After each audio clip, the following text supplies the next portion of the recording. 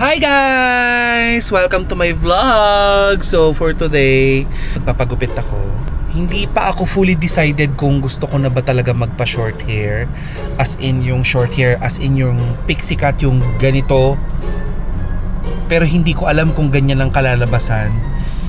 Magulong-magulo yung isip ko, masyadong maraming pinagdaanan noong 2025 and wala ako ng oras upang nang sa ganon ay makapag-decide. Kasi bago matapos ang taon, pumasok na naman ng ilang mga palaisipan, mga problema. Pero ganun pa man, kapartner natin ang Cut Encarnacion upang nang sa ganon malaman natin kung ano yung bagay na gupit sa atin. Kung papayag ba sila nagupitin ang mahaba na nating buhok. Kasi kung ako lang pong tatanungin, gusto ko na pong magpa short hair. Kasi una sa lahat, lagi po akong on the go. So kapag taong on the go ka lagi, medyo hassle sa'yo na may mahaba kang buhok kasi kailangan pang ayusin. Especially this is very curly hair, 'di ba? So mukha na siyang dry. Tignan natin kung ano bang pwedeng gawin. Kung uunatin ba ito.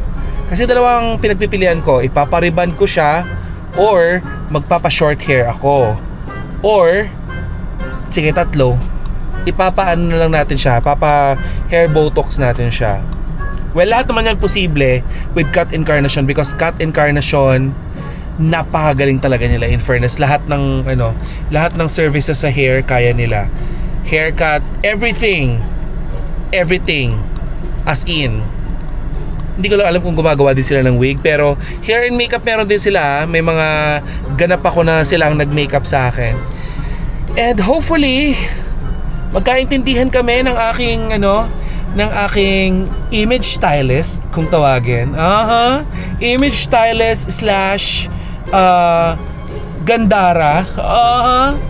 Isa sa mga prinsesa ng Cut Encarnacion, si Kimi. Imimit natin siya mamaya para makilala nyo siya.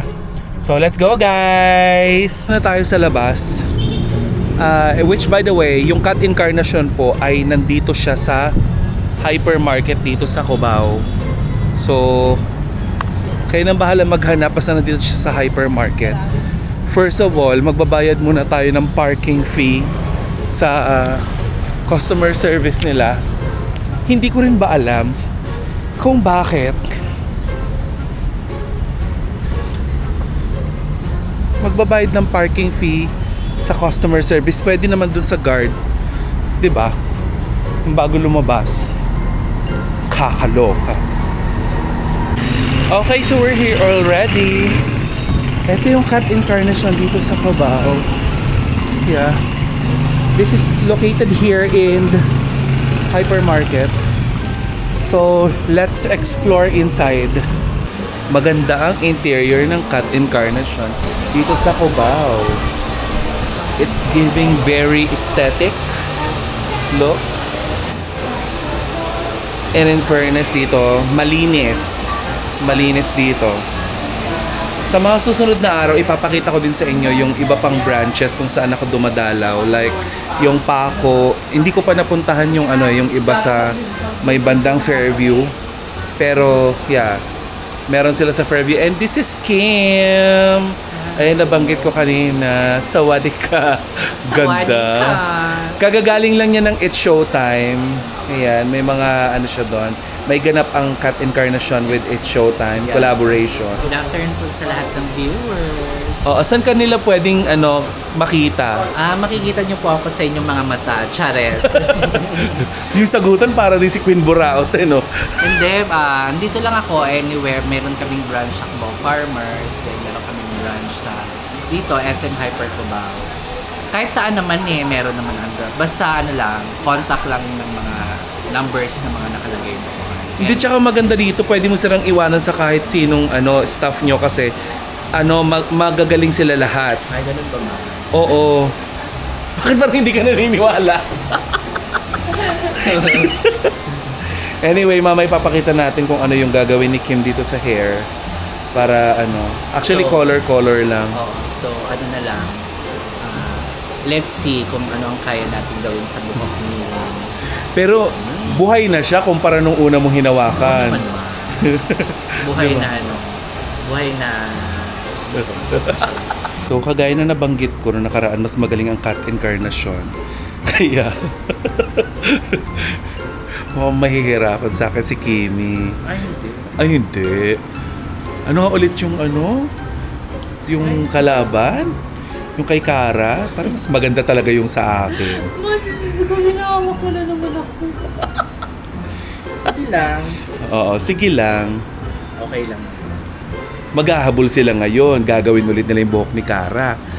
Kasi, Mabisi ako mo. Pressure. Sarap lang. pressure. Wait lang ha. Prepare ko lang yung mga gamit. Tapos, laban na. Yes, sige, go. Ay, handa na yung foil. Ay, hindi. Oh my gosh. Pag nakakita ko ng foil, parang balisa ako. Parang nagtae. Oo. Ba't alam mo yung pakiramdam mo? Ha? Kasi dati ako asit ng pideya. Ay, ganun. Saring lang.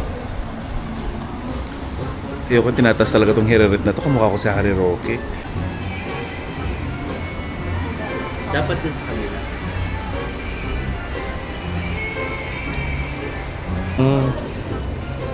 Ano ba meron dyan sa itaas?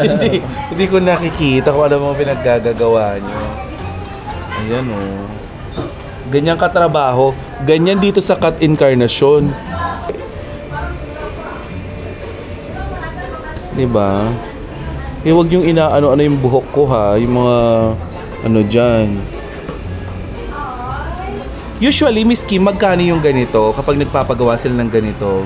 It's 5,000 to 6,000. Depende sa length. Depende sa length, depende po sa ipapagawa. Kung ang ipapagawa lang is yung very, natural lang na highlights. Mhm. Nasa po, mga 3,500, may treatment sa akin. Oo. Charge. 3,000 to pataas. Depende kung gaano kahaba yung hair. Iniwanan na lang talaga ako ni Kim dito kasi napagod na siya. Nagmerienda muna siya. Habang ako dito nakababad pa yung hair. Yan, there you go. There you have it.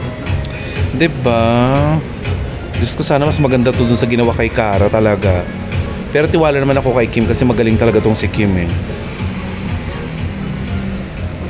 Elbowin ko talaga yung ginawa sa buhok ni Kara. Kailangan mas maganda ako sa kanya.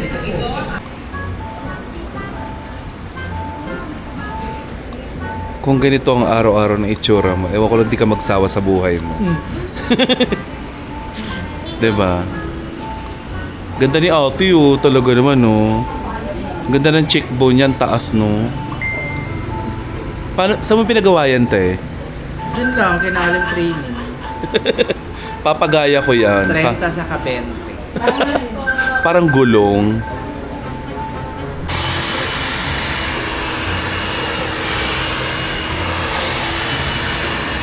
Yes, and we're done. Ngayon pupunta naman tayo sa Energy FM para ipakita kay Kara itong hair ko na obviously mas maganda kaysa dun sa pinagawa niya. Hindi magko-compare. So mamaya papakita natin, magtatabi kaming dalawa. Tignan natin kung sino mas maganda yung hair. Ayan, so brown na tayo today. Hindi na black yung hair natin. Ayan, so kung saan ko to pinapagawa sa first part ng aking vlog, makikita nyo na dito ako ngayon sa Cat Incarnation dito sa SM Hypermarket. Kung saan yan pinakita at pinakilala ko sa inyo kanina si Miss Kim. Siya ang gumagawa sa akin. Siya ang talagang nagpapaganda ng buhok ko. NV Skin, Beauty and Wellness. Baka naman yung mukha din, isama nyo na, tsaka yung katawan. Anyway, so mamaya, papakita ko sa inyo kung ano ang ganap mamaya sa station. I'll be back.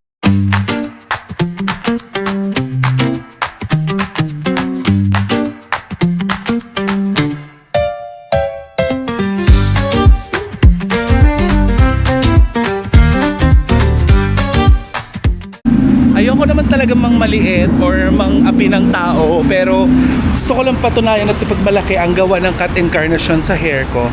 That's why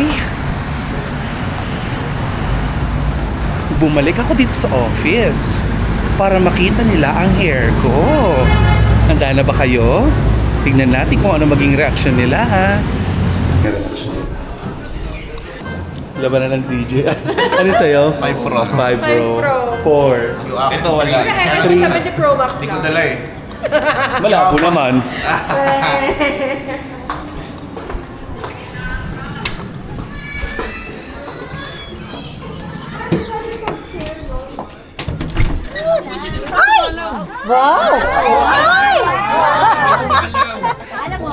Pangit yung buhok niya, di ba? Oo daw. Hoy, hindi ako naiinggit. Pangit talaga yung buhok mo.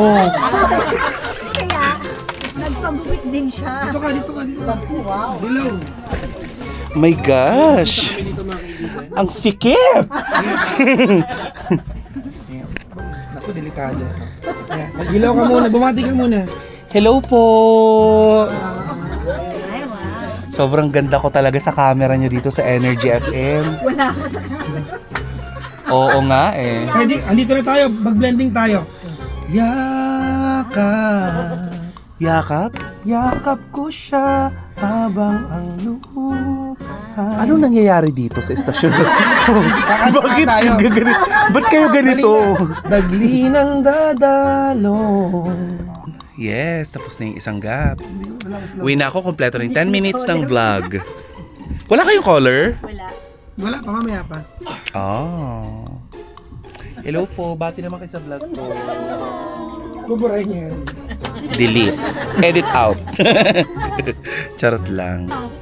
O, tignan natin hair natin. Hindi mo kasi nalapitan pa. Maganda siya.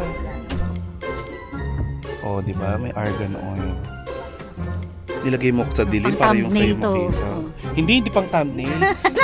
Ba't makita thumbnail? Di ba? Ang tinumnail ko nga kanina si Nikolay. Langya ka. Hindi ka naman ganun Hindi tayong kasikat. dalawa. Parang langya ka. Pang thumbnail. Ayun, So, oh. paano pang thumbnail? Tapatan. Dalawang short hair. Pak. Bro, baka talagang tinutuo mo magpagupit. Yes. Nakakaloka, no? So, nandito pa rin ako sa Energy FM. Pero paalis na din ako dahil kailangan kong matulog dahil kaninang umaga pa ako dito. Tumatanda na rin tayo at kailangan na din natin ng medyo mahababang tulog at pahinga. Ay, maraming salamat again, Kat Encarnacion, for this hair. This beautiful hair. Ayan. Hindi ko naman gusto talaga makipagpaligsahan pero matagal ko nang gustong magpagupit. Dahil maraming mga pagbabago ang pwedeng mangyari ng 2026. And I hope na yung mga pagbabago na yon sa bagay-bagay ay makapaghubog sa akin bilang mas maayos na tao. And I hope na suportahan niyo ako no matter what. Again, guys, please don't forget to like and subscribe my channel. Ayan, this one, my channel. Ay, Tita Cora. Ayan. But you can call me Takore in short. Grabe. But I go by the name of Takore dito sa aking YouTube channel. Ayan. Ay, napaka-nostalgic kanina nung kumakanta ako with Gandang Kara and Papa Jackson. Dahil doon ako nag-start. Yung umuupo-upo lang ako sa programa nila. And now, radio DJ na ako. So, maraming salamat mga pangga. Thank you so much. Bye!